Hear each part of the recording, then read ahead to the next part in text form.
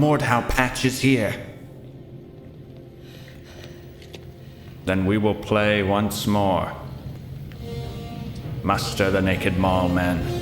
We ride to Mordhau. Good day or night to you. Welcome to Gaming Tome Digital. Here we are. Mordhau patch number 25 has arrived. Eastern Invasion Part 2 is upon us. It is an update that I and probably a bunch of other people will be referring to as the Camel update. Camels aside, this is a map update, it's an armory and cosmetic update, it's a team selection update. Camels, I already said that. It's a horde update, surprisingly. And there's new DLC. I'm going to go over the patch notes, give my first impressions of all these changes, and then we're going to jump in-game and take a look at some of the stuff. Alright, so, first of all, new frontline and invasion map called Arid. It is a nighttime map. The preview images, the little teasers the developers have been releasing, they've been looking pretty cool, pretty nice. I hope that this nighttime map inspires some of the community to make some other nighttime maps. Did I mention it was a camel update? It's a camel update. There's camels instead of horses on Noria and Arid, the two eastern maps. These are going to be pretty fun. The armory has been changed. There's a new UI to it. I hope it's very intuitive.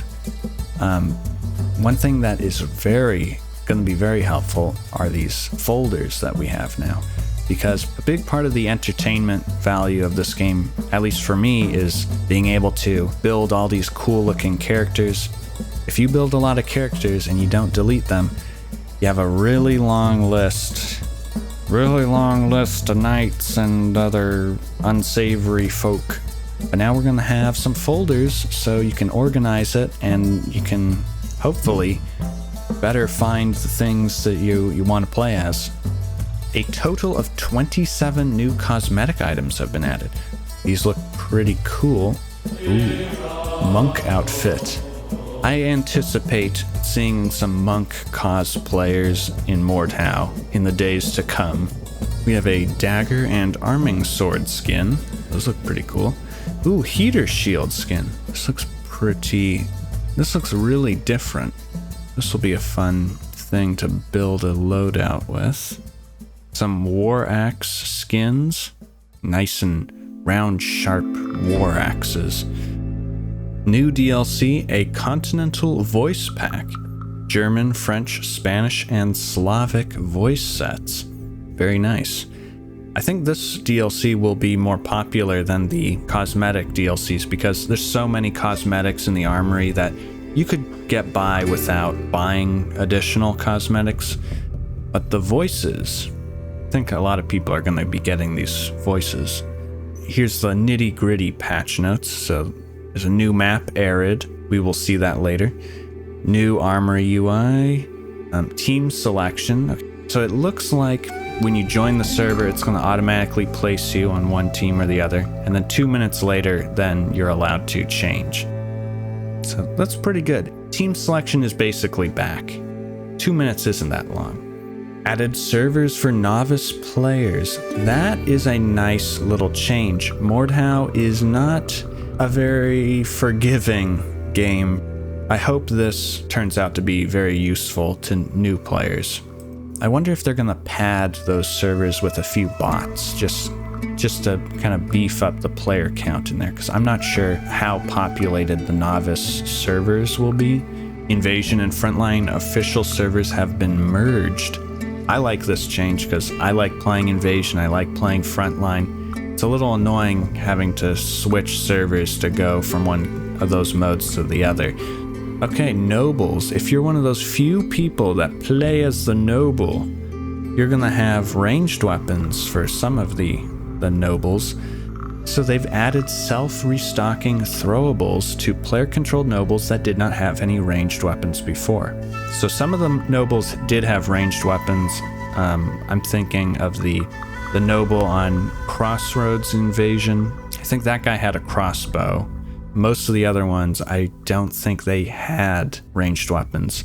So now we're going to see that those nobles have a little bit of an opportunity to fight from a distance. What other noteworthy things are in here? Some fixes to, it looks like chat and horses and other visuals. Some performance changes. Fixed for stealing voices by reducing concurrency of chicken and goat sounds. I don't know what that means, but it was fun to read. Attenuation fix for generic animal and turd. I don't know what that means either, but I think I'm gonna have to use this in conversation now. Hey, what are you doing? Oh, I'm just fixing the attenuation for generic animal and turd. Polished various frontline objectives. Camels have been added instead of horses on the eastern maps. Yeah, then there's the DLC. Bunch of cosmetic items. Monk hood, monk robes, monk sleeves. Those sound fun. Butcher's skirt. I'm not sure if this is like an actual like butcher's skirt or if this is just like a name for an actual piece of armor. If it's an actual butcher's skirt, then that'll be cool. I wonder if that'll be part of the peasant clothes. It'd be fun to run around with a cleaver dressed up like a butcher. Combat changes. Scimitar has been slowed down a little bit. Reduced stab damage against the lower armors. Makes sense. Scimitar, it's got that curved blade. It's best for slashing, not really stabbing, so that makes sense. Footsteps and armor sounds reduced. Some fixes for weapons and stuff, and the action prompts. Map changes. Do any of these things stand out? Rebalanced Fatoria to favor the attackers. In Invasion, if the attacking team isn't doing well, you're not going to see the whole map. If the attacking team can't do the objectives, the match is going to end. And I think Invasion should favor the attackers because you want to, it's more fun to see the whole siege, the whole battle play out. Moved torch spawners closer to corpse piles, but increased the amount of torch throws needed.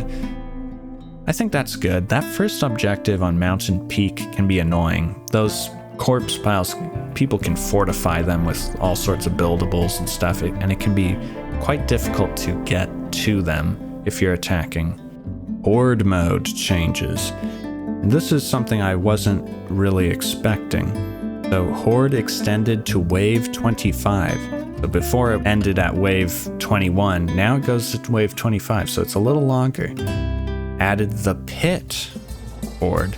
So the pit, that's a pretty small map, but I think it's a fitting one for Horde. So I'm glad they added that. I can picture the enemies spawning out of bounds and then dropping off those ledges, rushing in towards the center. So that's cool.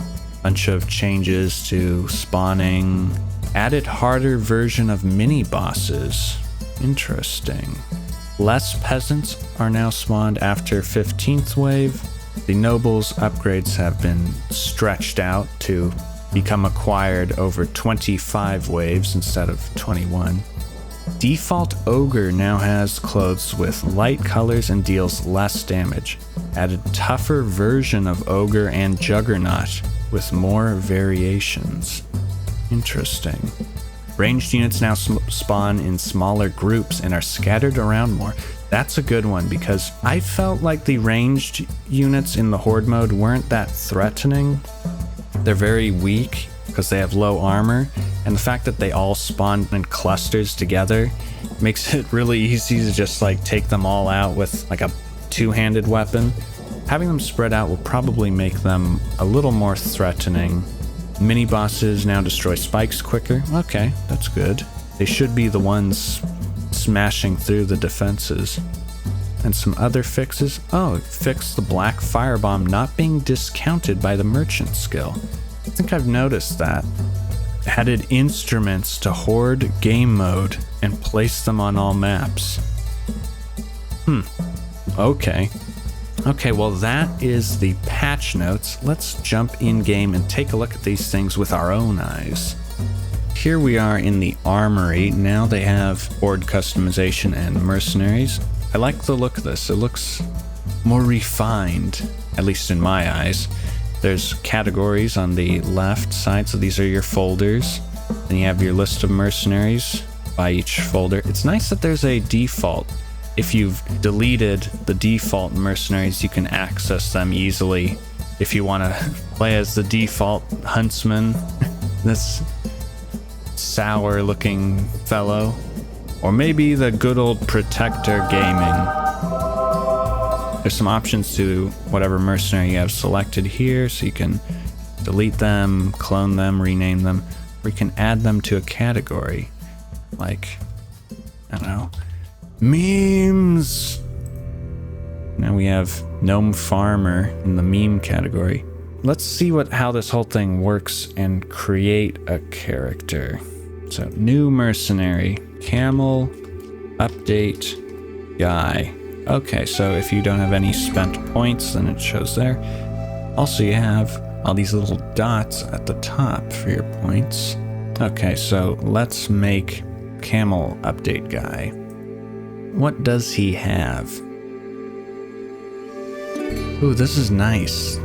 I like all these little tiles, these little previews of the items, because scrolling through that entire list, that got really tiresome. And now you can get a preview on these little tiles of what exactly you're putting on, so you can find exactly what you want.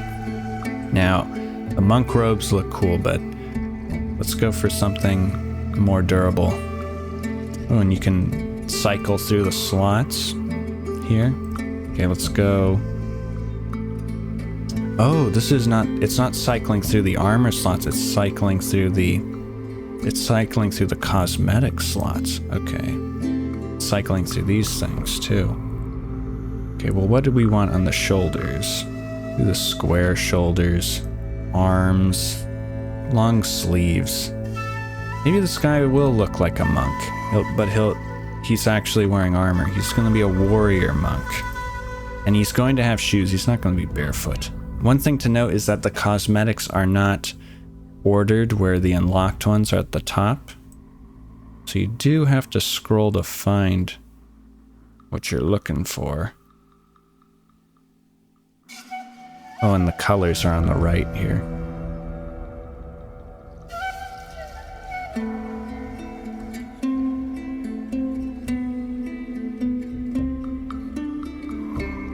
So that's all of the armor stuff on the left side. Then you have the weapon slots. You have the perks down here. Now, before I do perks, I should take a weapon.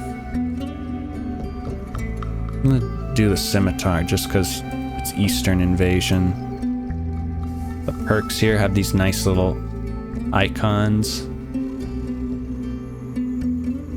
Okay, and then the character.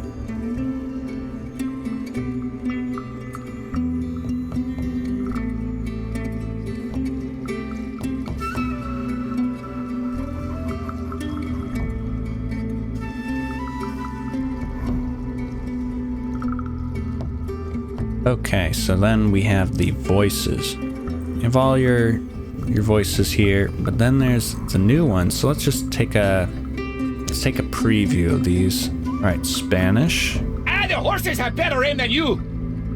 Ah, you're nothing but a suckling coward. Yes. Nice. Hola, my friend. Scream all you like. Nobody listen. I like that one. Right, Slavic is next. No, I think no. Thank you. You are very kind. I can't thank you enough. Thank you. Thank you so much. A lot of thank yous. Hello. We meet at last. We meet at last. French. I cannot thank you enough. Wait here. Run for your lives. Run for your lives. Hello, my friend. Absolutely not. All right, and German. Ah, you did a great job. Well done, well done. I bow to you. You are a genius of killing.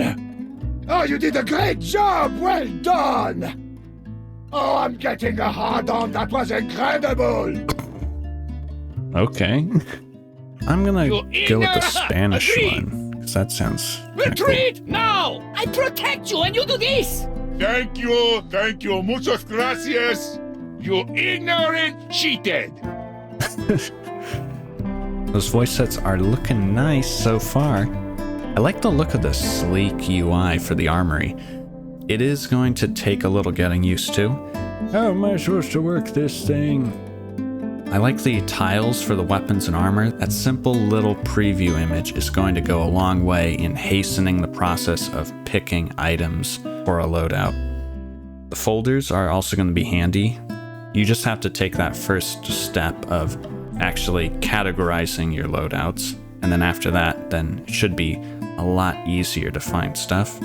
I get the sense that this end result UI was designed to be console friendly too down the road, because I think they're developing a console version of Mordhau, so I expect this version of the Armory is what's going to appear in that game. Let's not waste any more time. Let's now take a look at that new map, Arid. Here we are in a local match of Frontline on the new map, Arid. So it's a nighttime eastern city. The blue team seems to be the attacker in this map, and we have a bunch of siege weapons out of bounds behind the blue spawn. We have a nice wide open battlefield.